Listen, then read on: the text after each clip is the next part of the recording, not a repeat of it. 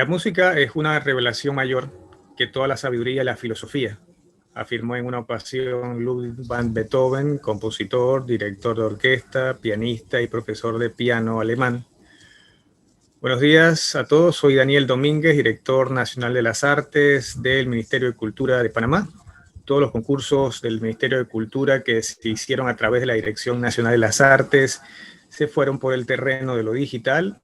El Roberto Lewis de Artes Visuales, el Ricardo Miró de Literatura, el Roque Cordero de Composición Musical, el Gustavo Batista Cedeño para poetas menores de 35 años y el Carlos Francisco Chanmarín de Literatura Infantil y Juvenil. Este conversatorio que tendremos en esta ocasión vía electrónica con Emiliano Pardo Tristán, ganador del Roque Cordero, forma parte de las iniciativas que lleva a cabo el Ministerio de Cultura de Panamá en el marco del Bicentenario de la Independencia de Panamá de España. Paso a compartirles una biografía de Emiliano. Él nació en Santiago de Veraguas y reside en Estados Unidos de América desde 1992. Hizo estudios en el Real Conservatorio Superior de Música de Madrid, España, y es graduado del Instituto Nacional de Música del entonces INAC de Panamá.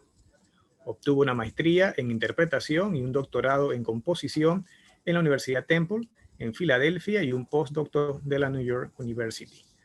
Su obra ha sido tocada por orquestas, ensembles y solistas en Europa, Estados Unidos y América Latina. Emiliano ha recibido premios del Consejo de las Artes de Pensilvania, la Sociedad de Compositores de Estados Unidos y el Foro de Compositores Americanos. La Fundación Presser le concedió un premio por un proyecto de investigación sobre la música de Mejorana que culminó en su disertación doctoral. Días antes de su graduación, la Universidad Temple le hizo merecedor del premio Dr. John Henry Heller Jr. por excelencia en composición. Ha ofrecido recitales de guitarra en Panamá, Martinica, Austria, Estados Unidos, España y México. Es el fundador y director artístico del Encuentro Internacional de Guitarra de Panamá y presidente de la Asociación Guitarrística de Panamá. Emiliano ha grabado 4 discos, Hecho en Salamanca, Música de Cámara Contemporánea de Panamá, Classical Guitar Journey y Latin American Dance. Ha dictado conferencias, entre otras instituciones, en la Universidad de Oxford, en la Sorbona en París y en la Universidad de Salamanca. En la actualidad es profesor en Filadelfia de composición, teoría de la música y de guitarra clásica en la Universidad de Temple y en el Conservatorio Brian Maurer. En el 2020 obtuvo el Roque Cordero y el Ricardo Miró, algo que nunca antes había ocurrido, por lo que ha hecho historia. De eso hablaremos dentro de un rato. Antes de la primera pregunta, pues, Emiliano, darte las gracias y la bienvenida a este conversatorio y que comenzáramos por el principio, como quien dice. ¿Cómo inició tu relación con la música?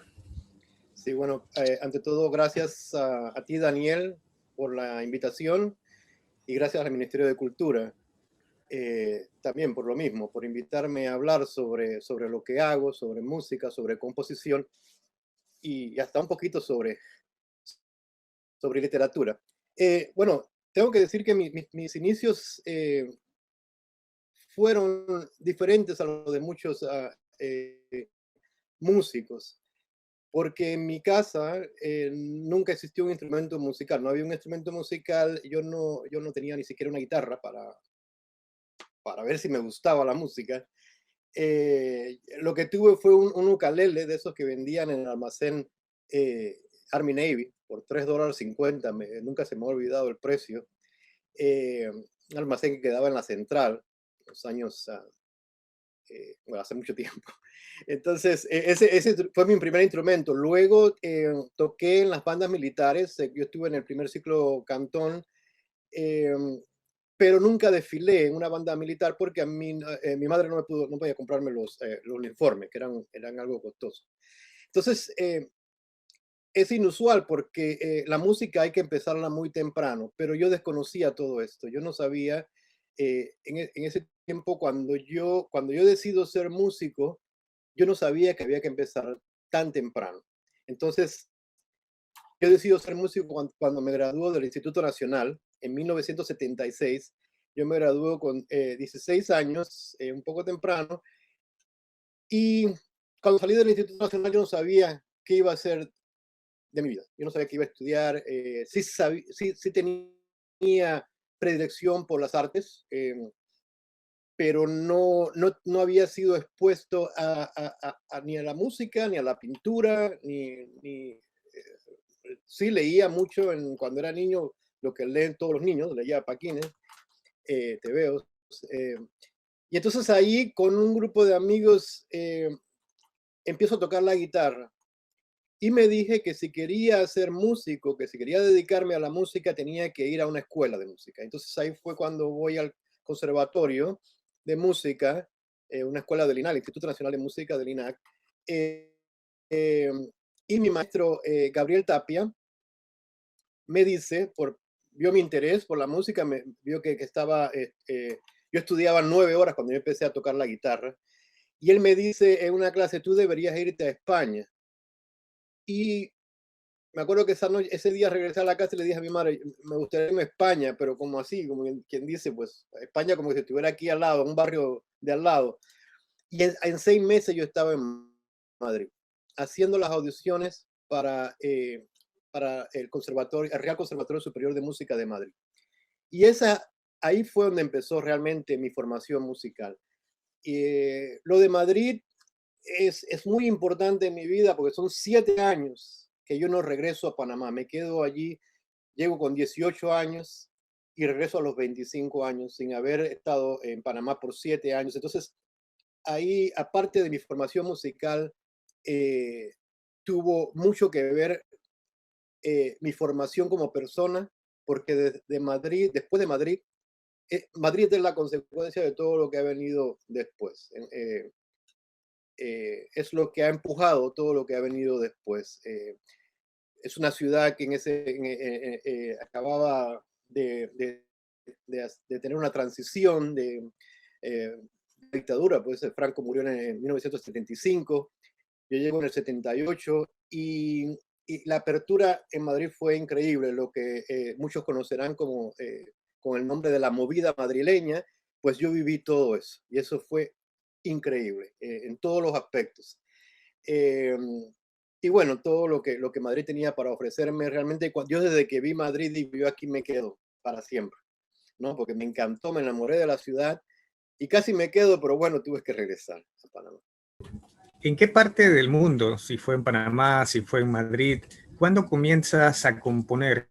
¿Cuáles son esos recuerdos que vinculas con esas primeras veces? Yo siempre quise componer. Desde el principio quise componer, pero como te digo, todo tiene que ver con mi exposición tardía a la música y no venir de una familia musical. Yo no sabía cómo eran los estudios para ser un compositor de música académica, porque yo sí escribía unas cancioncitas en la guitarra, pero bueno, la composición que se estudia en un conservatorio o una universidad necesita de otros elementos, de otros recursos que hay que conocerlos para poder componer. Entonces, en Madrid el conservatorio funcionaba como han funcionado muchos de los conservatorios en Latinoamérica, porque son copias de los conservatorios europeos, donde primero se aprendía 5 años de solfeo, luego 4 años de armonía, luego una materia que se llama fuga, luego contrapunto, orquestación y luego podías componer. Entonces estamos hablando, y como son sucesivas, la materia tiene que aprobar una para poder hacer la otra, estamos hablando como de 8 o 9 años para que uno pueda hacer la carrera de composición. Eso para cualquier persona que vaya a estudiar en un conservatorio europeo. Por eso esos conservatorios fueron creados para empezar pues a los 8 años, no a los 18 que llevaba yo. Entonces, yo no pude hacer composición en Madrid.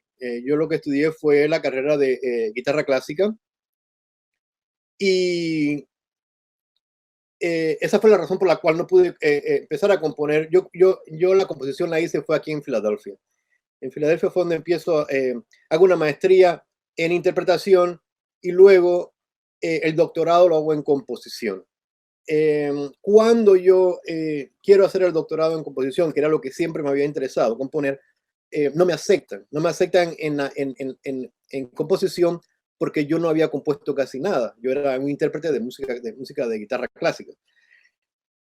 Entonces, yo tomé clases privadas con un profesor de la universidad, que fue lo mejor que pude hacer, sin saber que ese profesor después iba a hablar por mí para que me aceptaran, y compuse muchísimo con él. En un semestre compuse, pues empecé a componer bastante, y esa fue mi entrada al doctorado en composición. Entonces me aceptaron y ya pues todo lo que ha venido después, todo lo que he hecho, pues ha sido a raíz de eso. Desde que te iniciaste en la música, la industria musical en general ha evolucionado desde cómo se presenta hasta cómo se consume, cómo se distribuye. ¿Cómo ves tú el futuro de la industria musical a nivel mundial, ya que has tenido la oportunidad de estar pues tanto en Europa como en América del Norte como pues en Centroamérica? Yo creo que hay que dividir, ¿no? Hay que dividir porque la industria musical para la música popular no es la misma que para la música que, por ejemplo, compongo yo o la que componen las personas que se presentan, por ejemplo, al concurso Roque Cordero, o las personas que hacen composición, qué sé yo, en una universidad como Harvard o cualquier universidad de Estados Unidos que enseñe composición. Entonces, son diferentes, sin decir que una es más que la otra, porque de eso no estoy hablando. La música popular es muy válida, yo la estudio también, y es otra forma, es otro género, es otra forma. Eh, y entonces la música, lo que quería decir es que la música que compongo, que yo compongo, no es una música que tiene un andamiaje comercial detrás. La música popular sí lo tiene y por eso pues se conoce más. Yo estuve pensando en esa pregunta porque, por ejemplo, si uno le pregunta a alguien, a cualquier persona que no es músico, sobre música clásica, te van a mencionar a Beethoven, a Mozart, a Vivaldi, a Bach, pero estamos hablando de compositores de hace más de 200 años. O sea, todo lo que se ha hecho en el siglo XX, una persona que no haya estudiado música no lo conoce, no lo consume, no lo conoce. Y esto tiene que ver con la educación musical, con la educación musical de un país. Por ejemplo, ¿quién conoce a Luciano Berio, a Luigi Nono, a los argentinos Mauricio Kegel, a Mario Davidovsky? Por ejemplo, esa música solamente la conocen los que estudiamos música. A Roque Cordero, por ejemplo, es un ejemplo bien claro. Si uno le pregunta a alguien en la calle si conoce a Roque Cordero, ¿qué conoce de Roque Cordero? Si conoce las 8 miniaturas, si conoce el concierto para violín y orquesta, por supuesto que eso no lo va a conocer. Entonces es una música un poco elitista hasta cierto punto, pero elitista porque pues no se enseña, no se ha enseñado, no tenemos emisoras de radio que tengan programas de música contemporánea. Lo que sí tengo que decir es que un concurso como el Roque Cordero ayuda a que se escuche el nombre y de allí a que exista la curiosidad por escuchar la música de Cordero, que por supuesto no va a ser fácil para una persona que escucha música popular, boleros de 3 minutos, que son música que necesitan tener 3 o 4 acordes, porque eso es lo que tiene que existir allí, porque son músicas más cortas, entonces no dan el espacio, por ejemplo, que tiene una sinfonía de 30 minutos, como la quinta de Beethoven, para desarrollar todo un tema musical, y eso no es lo mismo. Entonces, yo creo que el problema es ese. Entonces, cuando yo compongo, y estoy seguro que mis amigos que han ganado el Roque Cordero, nosotros estamos pensando en una industria musical detrás de lo que hacemos, porque eso va a llevar mucho tiempo y quizás nunca llegue. Y si llega, nunca va a ser como la música popular, porque es música que tiene una aceptación, porque tiene también un andamiaje fuerte detrás, comercial, pero además es música que es más, se quiere, sin denigrar, es música que es más fácil de escuchar. Por ejemplo, la parte poética de las letras de una canción. Escucha una canción de Silvio Rodríguez y escucha poesía, una canción de Armando Manzanero que acaba de morir, pues también, ¿no? Es fácil de entender. Y muchos de ellos sí sabían música, pero lo que necesitaban para componer sus canciones eran esos 3 o 4 acordes, que es lo que va a hacer que la canción se escuche y que sean hasta clásicos, porque yo me acuerdo de la música de Armando Manzanero desde los 70, y entonces es música que son clásicos, esos boleros, porque todavía se siguen escuchando, y eso es lo que es un clásico, no algo que perdura en el tiempo. Entonces, la industria musical es diferente para ese tipo de música que para la música, por ejemplo, que compuso Roque Cordero. Es muy diferente. Quizás esa no es la... pues, por supuesto que todo compositor quiere que se le escuche la música, que se dialogue, que se hable sobre su música, pero es una música que la persona que la escucha tiene que tener un bagaje musical detrás. Si no, es muy difícil que alguien vaya a escoger sin saber nada de música, qué sé yo, escuchar Pierrot Lunaire de Chomber. Eso no va a pasar. Emiliano, desde tu experiencia y desde tu relación como docente, relacionado con estudiantes, tú que fuiste estudiante, ¿qué consejos le das a un joven que desea dedicarse a un oficio como componer música? En Panamá. Pues sí, o en cualquier parte.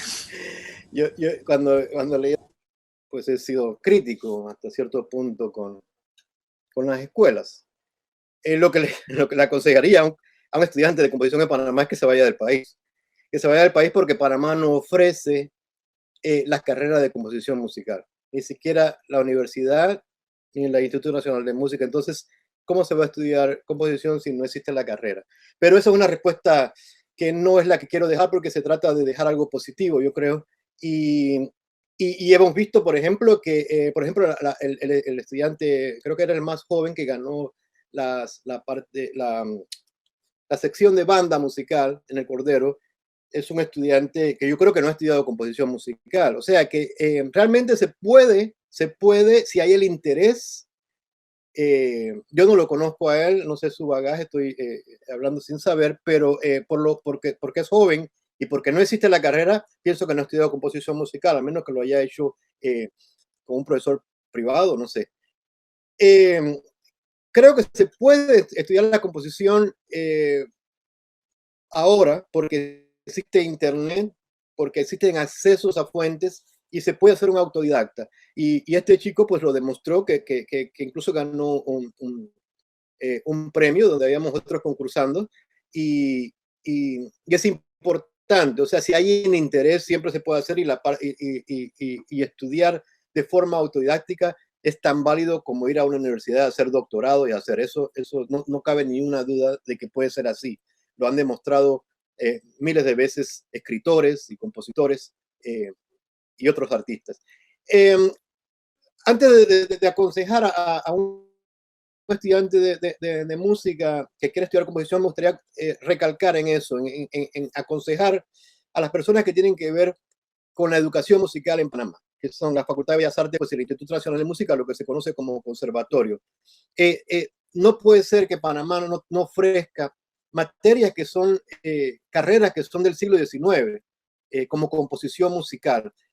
Que no exista la carrera de composición musical, que no exista la carrera de dirección orquestal, que no exista la carrera de musicología o de etnomusicología. Por ejemplo, se muestra mucho folclore. Yo estoy viendo lo que están haciendo y eso está muy bien, que se muestre el folclore, pero ¿quién está documentando ese folclore? ¿Quién está escribiendo ensayos sobre, por ejemplo, vamos a centrarnos en la música, sobre la música para la mejorana? Vamos a poner, tenemos grandes exponentes, tenemos una persona muy querida, José Augusto Brose, que cada vez que voy a Santiago, pues le pregunto porque él sabe mucho de música para la mejorana. Por ejemplo, los juglares del DEXA en la Universidad de Panamá también, todos, yo los entrevisté a ellos cuando estaba haciendo mi disertación musical, y son personas que conocen mucho, pero en la parte de la investigación, del investigador que puede enfrentarse, por ejemplo, a una audiencia en la Universidad de Salamanca y exponer qué es lo que es el torrente de Gallino, en qué se diferencia el torrente de Mesano. Eso no existe en Panamá porque no existe la carrera de etnomusicología, que es lo que te enseña a hacer eso. Entonces, es importante. Me desvío un poco porque son temas que realmente me importa que se conozcan. Al estudiante de composición, a cualquier estudiante o de cualquier carrera, que sea un estudiante activo, que sea un estudiante que indague, que sea un estudiante que pregunte, que sea un estudiante que sepa que no está en el mejor medio, no está ni en Nueva York, ni en París, ni en Londres, está en Panamá. Y en Panamá no se puede ir al Louvre ni a ver lo que tiene ese museo, ni se puede ir al Metropolitan de Nueva York, ni se puede escuchar las orquestas o los grupos de cámara que se escuchan en estos países. Entonces, claro, ahora todo con la facilidad que tenemos en Internet, en YouTube, ya no hace tanta falta. En el tiempo que yo estudié sí hacía falta. Pero que indague, que investigue y que siempre tenga como meta hacer un estudios de posgraduado, ¿no? Estudios después de la licenciatura en algún país de afuera, porque debe enfrentarse con lo que está pasando. Por él mismo debe enfrentarse de lo que está pasando en el mundo, qué es lo que se está haciendo a nivel musical en el mundo. Entonces, eso es importante, eso es lo que les recomendaría, aparte de todo lo demás, pues la disciplina que hay que tener para esta carrera, que es mucha. Y voy a traer a colación, porque cuando Roque Cordero cumplió 90 años, el Encuentro Internacional de Guitarra le hizo un homenaje. Y yo le hice una entrevista a Roque Cordero que salió publicada en el periódico Panamá América. Y la pregunta, la voy a leer porque así es más fácil. Yo le preguntaba al maestro Cordero, digo, siempre he pensado que un país sin compositores, no, siempre he pensado que un país sin compositores es un país musicalmente mudo. Panamá sigue sin tener cursos de composición musical en sus escuelas, por lo tanto no produce compositores. ¿Cuál cree usted que es la solución para salir de esa desidia? Y él, voy a leer solamente el principio de su respuesta porque era más larga, y Roque Cordero me contesta, en primer lugar, tenemos maestros y profesores con suficientes conocimientos musicales para orientar a algún chico que muestre deseos y talento para componer. Él era más radical que yo, Roque Cordero. Porque sí tenemos maestros, bueno, quizás no no sé para composición, porque como no se enseña no sabemos, pero tenemos Juan Castillo, el profesor de oboe, yo siempre lo digo, es un profesor que está formando músicos que están saliendo afuera y están siendo contratados por orquestas mexicanas, orquestas en otros países, a concursos. Entonces, lo que quiero decir es que si Panamá, sus escuelas no están produciendo músicos que estén compitiendo en concursos internacionales, músicos que lo estén aplicando y aprobando para obtener plazas en orquestas internacionales, entonces las escuelas en Panamá de música no están haciendo su papel. Eso no podemos tener un conservatorio que es una guardería musical, que un niño que quiera aprender música para el conservatorio. El conservatorio tiene que formar profesionales de la música y tienen que entrar por audición, por talento, por lo que sea, que hagan la audición. Tenemos que cambiar los programas de música. No podemos seguir con los mismos planes de música porque están obsoletos. Si no están produciendo lo que se requiere para salir del país y hacer una carrera a nivel internacional, quiere decir que esos planes no están funcionando. Hay que cambiarlos, hay que traer profesores de afuera. En eso estoy de acuerdo con Roque Cordero. Y los profesores nacionales a seguir actualizándose, que eso es lo que hay que hacer. Uno como músico, en cualquier carrera, hay que seguir actualizándose, no solamente en la música.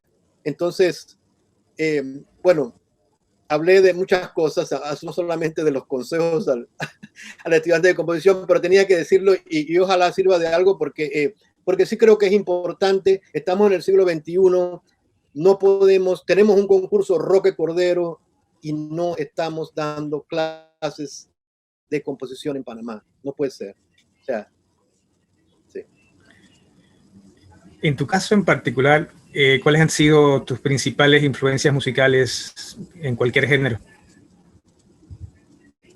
Sí, mis influencias musicales siempre han sido, me han interesado para la composición las personas que han trabajado con el folclore. En Latinoamérica, pues el caso de Héctor Villalobos, el brasileño, Chávez, el mexicano, y Revueltas también, los compositores mexicanos, que han hecho un trabajo con el folclore, y sobre todo a Bela Bartok y Stravinsky. Esas son mis influencias, porque con Bela Bartok aprendí aprendí a que si quiero usar el material folclórico de mi país, tengo que conocerlo. O sea, es algo que Cordero rehuía mucho. Él hablaba del cutarrismo musical. Cordero decía que él no le interesaba para nada eso. Es algo que se ha hecho mucho, lo han hecho en todos los países, pero lo hicieron hace mucho tiempo. En el siglo XIX fue el tiempo para hacer música nacionalista, ¿no? Entonces, nosotros nos saltamos un poco eso. Cordero rehuía de aquello, pero también se fue un poco para el otro lado, se fue un poco para la parte europea del dodecafonismo, que son técnicas, pues, del principio del siglo XX que no voy a explicarlas, por supuesto, pero eran técnicas, es una técnica vanguardista de composición. O sea, la composición con 12 tonos y no con las escalas mayores o menores. En fin, él adaptó eso a su música, creo que fue exitoso con lo que hizo.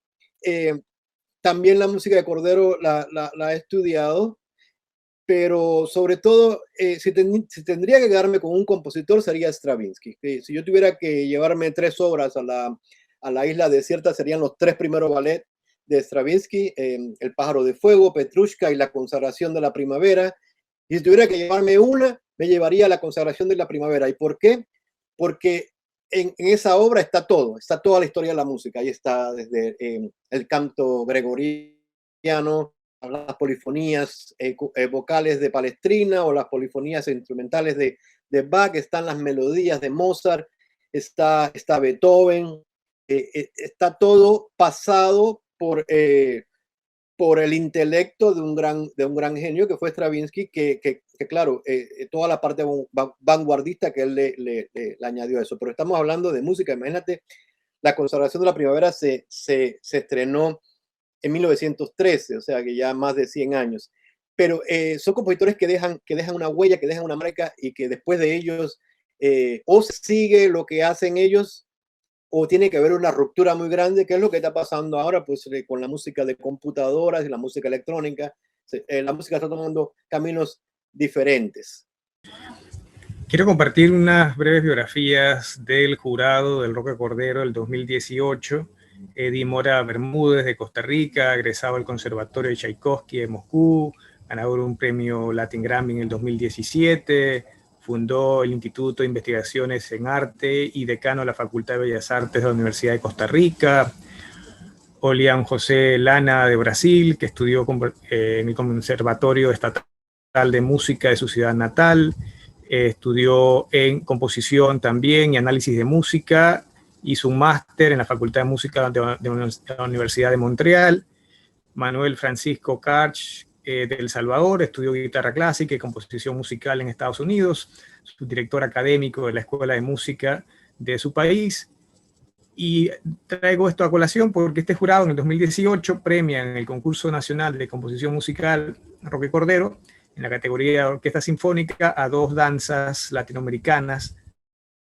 Y en esta ocasión, Emiliano, lo que quiero es que nos compartas un poco sobre qué son las 2 danzas latinoamericanas.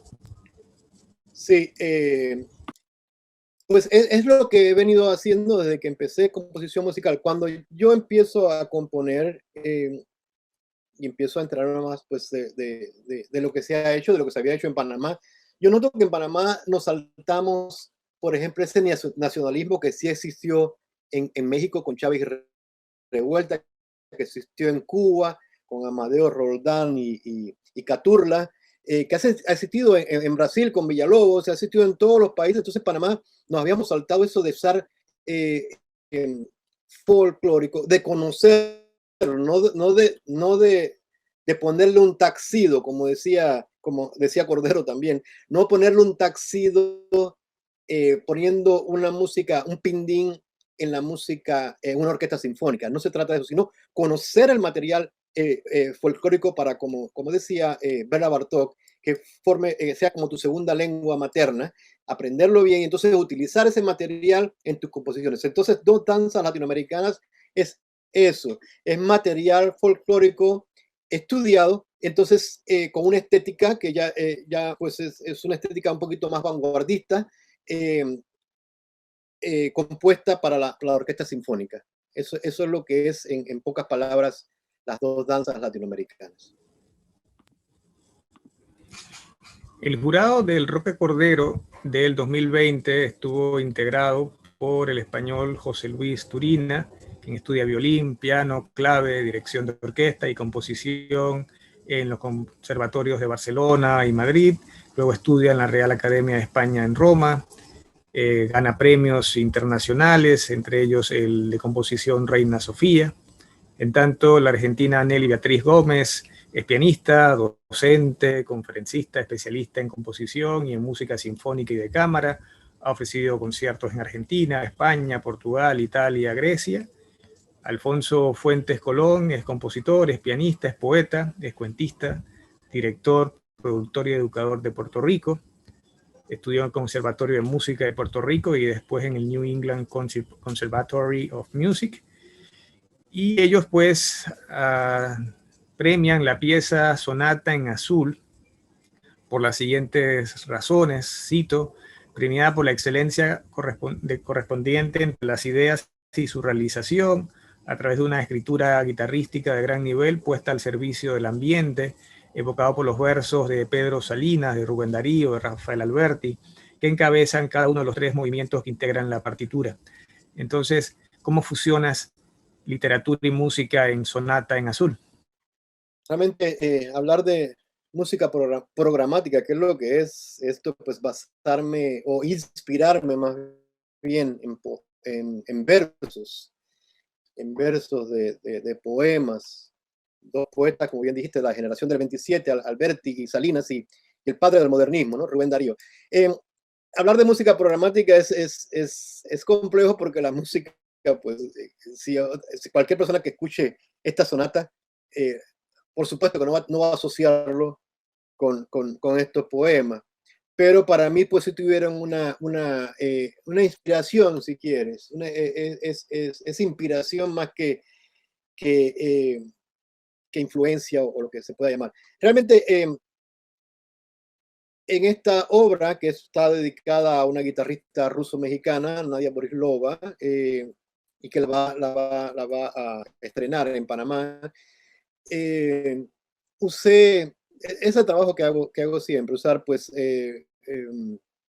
ritmos, elementos de música latinoamericana con escalas diferentes a las tradicionales. Lo que trata de hacer un compositor del siglo XXI, de cualquier país, pues normalmente lo que trata de hacer es pues tratar de salirse, de buscar de salirse de lo tradicional. Eso es lo que se trata de hacer y eso es lo que se va a encontrar en mi música, pues, pero siempre con el elemento latinoamericano. De alguna forma va a ser reconocible por medio de sus acentos, por medio de sus ritmos, aunque use escalas que son diferentes a las mayores o menores, va a haber ese elemento latinoamericano y el elemento por ejemplo, en esta obra hay citas de ritmos de Stravinsky, de la consagración de la primavera, pues las influencias que uno ha venido, que va teniendo a lo largo de los años. Esto es lo mejor con música es escucharla y que cada uno saque sus opiniones y pues ya es cuestión pues de gusto y del bagaje de cada uno si la va a volver a escuchar o no, ¿no? Pero ojalá que tengamos la oportunidad pues el próximo concierto que se hace para el Roque Cordero, de escuchar, aunque sea un movimiento, porque es una obra larga, es una obra que dura 11 minutos, por lo menos un movimiento de esta obra, para que se tenga una idea de qué es. Pero sí, en pocas palabras eso es Sonata en Azul, una sonata de 3 movimientos. También en el 2020, en el Roque Cordero, obtienes una mención honorífica por Memorias de la Invasión. Coméntanos un poco también sobre esta pieza. yo viví la invasión, 1989, Memorias de la Invasión, yo viví la invasión de Panamá y me impactó muchísimo. Ya compuse otra obra que era para guitarra y luego la orquesté, El tambor de la agonía, que la ha tocado varias veces la Orquesta Sinfónica de Panamá. Eh, lo que hice con 1989 fue tomar los elementos, esta vez, de los dos signos, del himno nacional de Panamá y del himno nacional de Estados Unidos. Tomar elementos, no ponerlos, no copiarlos, sino tomar los elementos, por ejemplo, los intervalos con que empieza nuestro himno, que es una secta mayor, ese intervalo lo utilizo bastante. El contorno melódico de nuestra melodía del himno, eso lo utilizo. Eh, Incluso metí en una parte, tengo un leitmotiv, un elemento motivo que se repite, que es la transcripción del ritmo de ese grito de ni un paso atrás. Eso está a lo largo de toda la obra, porque eso fue, ese grito pues es memorable, ¿no? Transformo varios elementos del himno nacional de Panamá, como al final me acuerdo que incluyo el grito del campesino panameño y transformo el material de la melodía del himno tomado como si fuera una saloma. A mí me gustó mucho y me lo pasé muy bien componiéndola. Es contrastante, es como eh, aparecen elementos del himno nacional de Panamá, luego elementos del himno de Estados Unidos, y así van pasando, va sucediendo la música hasta que se contraponen los dos como si fuera una controversia, y bueno, termina la obra con esa saloma, que es como un quejido de, pues, esa saloma que es tan panameña. Eh, sí, en pocas palabras eso es.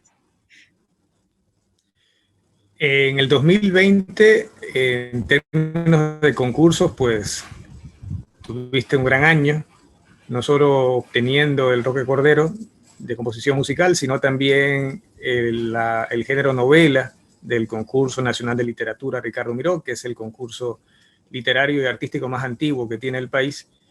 Un jurado de lujo integrado por Sergio Ramírez de Nicaragua, el primer ganador del premio Cervantes en ser jurado de un premio en Panamá, Santiago Gamboa, que es una institución andante de la novela y del periodismo colombiano, y Milton Enríquez por parte de Panamá. Ellos deciden de forma unánime premiar la novela Lo Blanco y Lo Negro. Si bien en otro conversatorio vamos a hablar solo, sí quisiera que en este conversatorio hiciéramos una pequeña parada vinculado con esta obra, y lo que quería era preguntarte qué te impulsa a ti, compositor de música, a componer, digamos, desde la narrativa, con lo blanco y lo negro. Sí, pues lo blanco y lo negro nace de una sola imagen, y es la imagen de un piano que era cargado todas las noches por una orquesta cubana que tocaba en el casco viejo. El director de esa orquesta se enamoró de mi abuela, y mi abuela eh, regentaba una pensión que quedaba al lado del Hotel Central. Entonces mi madre, que entonces tenía 6 años, guardó esta imagen y yo la transformé pues en novela. Esa imagen me persiguió mucho porque sé lo que pesa un piano, y me imaginaba a estos músicos terminando tarde de tocar en las noches y cargar el piano desde donde tocaban hasta la pensión, y no sé por qué tenían que cargarlo, porque no lo podían dejar en el sitio. Eso nunca lo he sabido porque mi madre no lo ha sabido contestarlo. Pero esta fue la ignición de lo blanco y lo negro. Lo demás es música, es poesía y mucho trabajo. Incluso de no haber sido por la pandemia, yo no hubiera podido terminar esta obra porque la tenía por la mitad. Eh, entonces, le dediqué todas las mañanas hasta que cerró el concurso. Yo creo que unos días antes envié la obra, y es lo único que sé hacer para escribir, que es escribir, leer y corregir, escribir, leer y corregir todos los días. De esa forma, pues escribo ficción y escribo ensayo. Pues ha sido un placer conversar con Emiliano Pardo Tristán desde Estados Unidos, nosotros acá desde Panamá. Invito a todo el público que nos acompañe a los conversatorios con el resto de los vencedores del Roque Cordero, pero también que nos acompañen a las entrevistas, a un ciclo de entrevistas que estamos haciendo en torno a los ganadores del Ricardo Miró, del Roberto Lewis, del Carlos Francisco Chanmarín y del Gustavo Batista Cedeño. Entonces, Emiliano, darte las gracias por el tiempo y por la ocasión. Muchas gracias, Daniel, y de nuevo, gracias al Ministerio de Cultura. Creo que es muy bueno lo que están haciendo con los concursos. Yo creo que no había compuesto tanta música, ahora que con el Roque Cordero estoy componiendo como, porque si uno saca tiempo donde sea para hacerlo, porque este concurso ayuda grandemente a que se produzcan, a que produzcamos música. Entonces, muchas gracias por esto, por el Ricardo Miró, por el concurso Lewis. Creo que eso tiene que existir y bueno, y qué bien que a veces gano, ¿no? Pues un saludo y un abrazo, Daniel. Muchas gracias. Hasta luego.